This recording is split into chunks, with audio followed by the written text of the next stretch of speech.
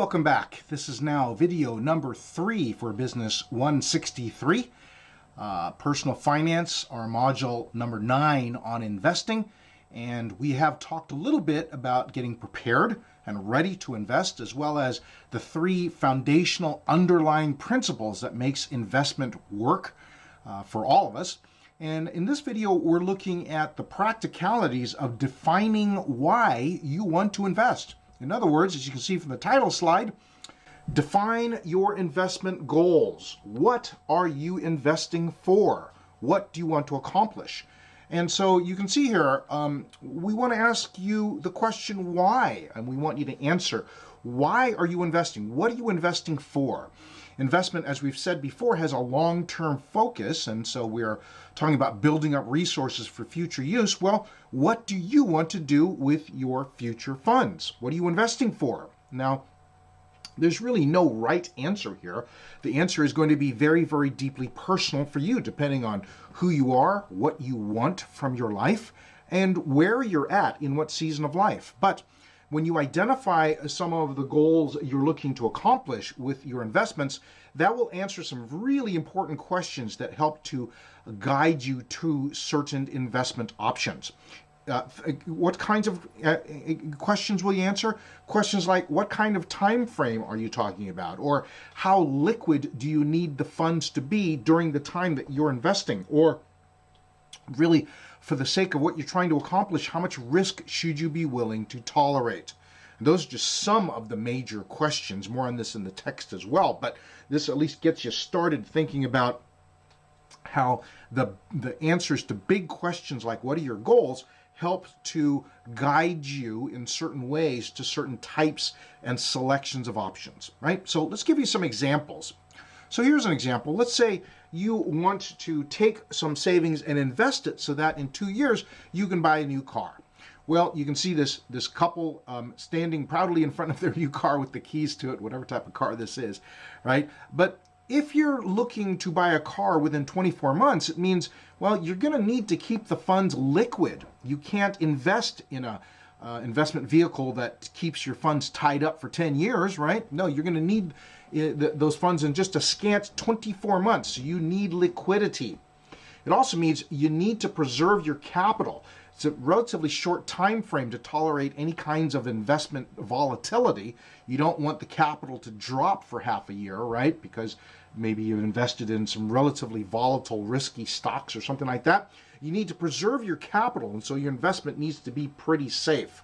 Now, if you know that you need your funds to be liquid and you need your funds to be to preserve capital, well, that probably steers you towards certain types of investments with perhaps a relatively modest return, and it means it steers you likewise away from certain investments that, well, might promise a little bit higher return or maybe a significantly higher return in exchange for less liquidity and more volatility, and therefore just doesn't work because you need the funds in 2 years. I hope that makes sense, right?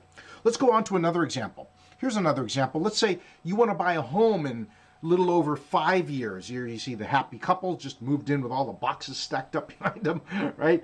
So which means you want the money available in a few years, a little longer than 2, right? But you're sort of planning for the future. So it also means you have a little bit of a longer time horizon, so you might be able to tolerate a little more risk in your investment portfolio. But of course, you still want to preserve the capital because 5 years isn't, well, it's not an enormously long amount of time.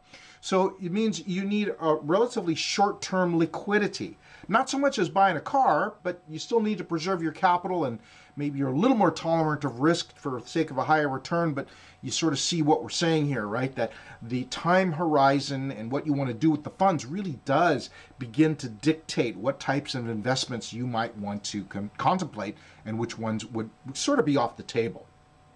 And then finally, let's look at one last example, and that is perhaps you're planning for retirement, which means that you may have, well, maybe 25, 30, maybe longer than that to let your money grow, right? So you may have decades for this money to really take advantage of the principle of compound growth, which means you can probably tolerate some short-term ups and downs, for the sake of 30 years of growth or more if you're starting really early, right?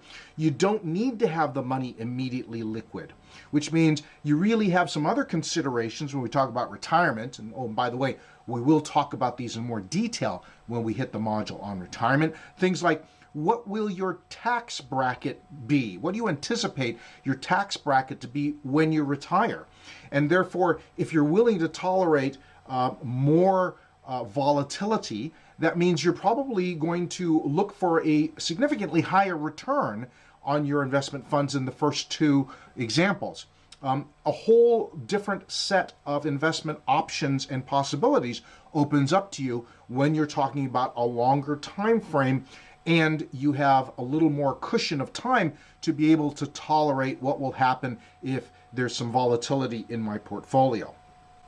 So I hope that helps, and I know that as we've been talking through this entire course, you probably are already wrapping your head around what really are my long-term goals. We've talked about that before when we talked about budgeting and planning and those kinds of things, right? Well, here is really where those questions about your long-term planning really has practical implications when we talk about how we categorize and really select different types of investment options. So, very important for you to define, articulate, and write down your investment goals to help you steer towards particular types of options that make sense for your stated goals, your life, and where you want to be in the future.